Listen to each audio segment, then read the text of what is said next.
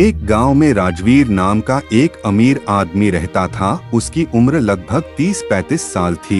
उसे जंगल में शिकार करने का बहुत शौक था। एक दिन वो एक घने जंगल में शिकार करने के लिए गया। शिकार करते करते कब रात हो गई पता ही नहीं चला। जब रात हो गई तो रात भर रुकने लिए कोई अच्छा सा जगह ढूंढने लगा।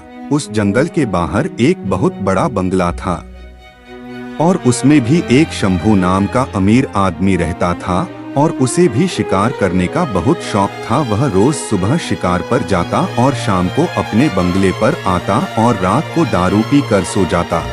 रोज का उसका यही दिनचर्या था। उस बंगले का रखवाली करने के लिए एक नौकर रखा था जिसका नाम रामू था। रामू अपने परिवार के साथ उसी बंगले में रहता था। उसके परिवार में उसकी पत्नी और एक 16 साल की बेटी थी।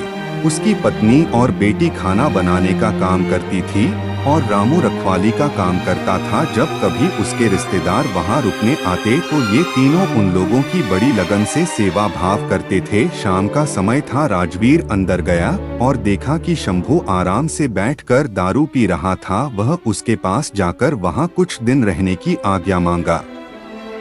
शंभू हाँ बोल दिया और फिर दोनों मिलकर दारू पीने लगे। फिर ये दोनों अच्छे दोस्त बन गए और राजवीर कई दिनों तक वहीं पर रहा और ऐसे ही उनकी ऐसो आराम की जिंदगी चलने लगी।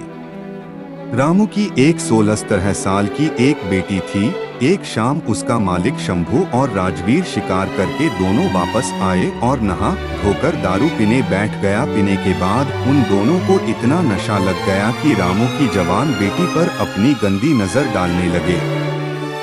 वे दोनों उसके पास गए और उसके बेटी के कपड़े को फाड़ने लगे। उसकी बेटी जब डर के मारे रोने चिल्लाने लगी तो अपनी बेटी की आवाज सुनकर रामू और उसक दिया और फिर दोनों मिलकर दारू पीने लगे। फिर ये दोनों अच्छे दोस्त बन गए और राजवीर कई दिनों तक वहीं पर रहा और ऐसे ही उनकी ऐसो आराम की जिंदगी चलने लगी।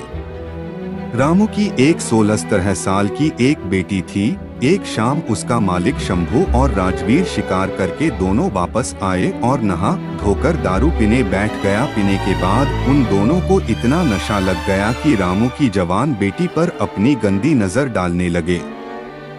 वे दोनों उसके पास गए और उसके बेटी के कपड़े को फाड़ने लगे। उसकी बेटी जब डर के मारे रोने चिल्लाने लगी तो अपनी बेटी की आवाज सुनकर रामू और उसकी पत्नी वहां उसको बचाने आए तो शंभू उन दोनों को गोली मारकर वहीं पर उनकी हत्या कर दिया और फिर ये दोनों उसके बेटी को नोच नोच कर अधमरा बना दिया और अंत में उसको भी गोली मारकर मार डाला और तीनों के लाश को अपने बंगले के पीछे रातों रात दफना दिया। अगले दिन इस बात को किसी को भी भनक तक भी नहीं लगी। कुछ दिन के बाद शंभू ने फिर एक नरेश नाम का नया नौकर रखा। नरेश जब पहले दिन बंगले पर आया और अपने काम में लग गया, किसी को कुछ भी पता नहीं चला कि इस बंगले के पुराने नौकर और उसके परिवार के साथ क्या हुआ और वो कहाँ चले गए। फिर उसने यह भी बताया कि कैसे इस बंगले के मालिक शंभू और राजवीर ने उसके माता और पिता को मार डाला और फिर अपनी प्यास बुझाने के लिए मेरे शरीर को नोच नोच कर मुझे भी मार डाला। फिर हम तीनों के लाश को इसी बंगले के पीछे दफना दिया। उस लड़की की इतनी सी बात सुनकर नरेश डर गया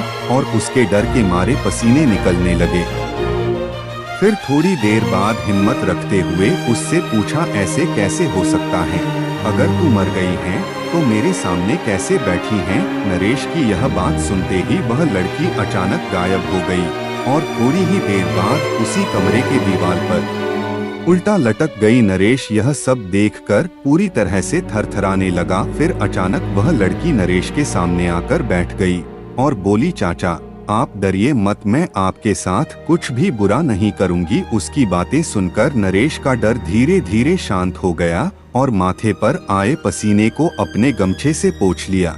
फिर उसी रात को उस लड़की ने नरेश को वह जगह दिखाई जहां उन तीनों को दफनाया गया था। नरेश ने कुदाल से खोदकर उन तीनों ने अस्थियों को निकला और फिर उस लड़की से वादा किया कि वह उसका मालिक शंभू और राजवीर के खिलाफ कोर्ट जाएगा और उस लड़की को इंसाफ दिलवाकर रहेगा। नरेश की बातें सुनकर वह लड़की रोते हुए बोली कि चाचा आपको कुछ नहीं करना है, उस राक्षस से बदला तो मैं लूंगी, बस आप मेरी थोड़ी सी मदद कर दीजिए। फिर क्या उस लड़की के बताए अनुसार नरेश ने बीमारी का बहाना बनाकर उस बंगले की नौकरी छोड़ दी और उस लड़की से किए हुए वादे के अनुसार उसके माता पिता के अस्थियों को जला दिया और उन दोनों के नाम पर पूजा पाठ भी करवाया। उन दोनों की मुक्ति हो गई, लेकिन लड़की के कहे अनुसार नरेश ने ना लड़की के अस्थि को जलाया और ना ही उसके क्रियाकर्म के लिए कोई पूजा पाठ ही किया के मारे भाग।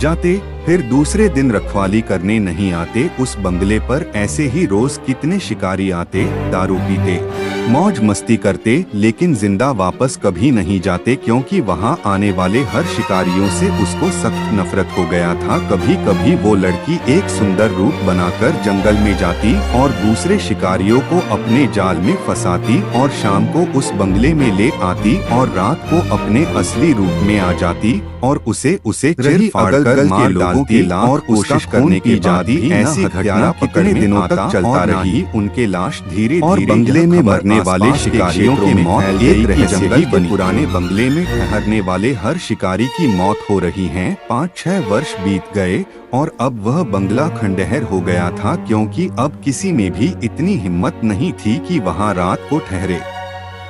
आखिर किसको अपनी जान की परवाह नहीं होती। ऐसे ही बहुत दिन बीत गया और वो भूतनी उसी बंगले में रहकर अपने हत्यारे का इंतजार करती थी। दिन में उधर आने जाने वाले लोगों को एहसास होता था, क्योंकि वह हमेशा रोती रहती थी पर किसी को दिखाई नहीं देती थी। फिर उसने शहर और गांव में घूम घूम कर ढूंढने की कोशिश करने लगी। 2-4 दिन की मेहनत के बाद एक गांव में अपने दोनों हत्यारे शिकारी को पहचान ली और उसी दिन शाम के समय एक बहुत सुंदर लड़की की रूप बनाकर उसके पास गई और दोनों को अपने सुंदरता में फंसा लिया। ऐसे उसने 2-3 दिन लगातार उन लोग से मिलती रही और पूरी तरह से अपने जाल में फंसा ली। वे दोनों उसके आगे पीछे घूमने लगे। जैसा बोलती थी वैसा वे दोनों करते थे। फिर एक दिन लड़की बोली, क्यों न हम लोग किसी दिन जंगल में शिकार पर चले। वे दोनों बोले, ये तो बहुत अच्छी बात है, चलो। दोनों अच्छी तरह से उसकी माया जाल में फंस चुके थे। फिर दूसरे दिन ये तीनों जंगल की ओर निकल पड़े। दिन भर शिकार के साथ साथ मौज मस्ती भी किए। फिर शाम होने लगी। शंभू और राजवीर उस लड़की बोले, अब सूर्य ढलने लगा है और थोड़ी देर में रात हो जाएगी, हमें घर वापस चले जाना चाहिए। दोनों उस भूतनी का बात मान लिए और उसके कहने पर वहां चले गए। रात को पार्टी शुरू हुई। अब भूतनी अपनी डरावनी और भयंकर रूप में उन दोनों के सामने आई। उसको इस रूप में देखकर दोनों के पसीने निकलने लगे। ऐसा रूप देखकर अच्छे की पैंट गीली हो जाती है।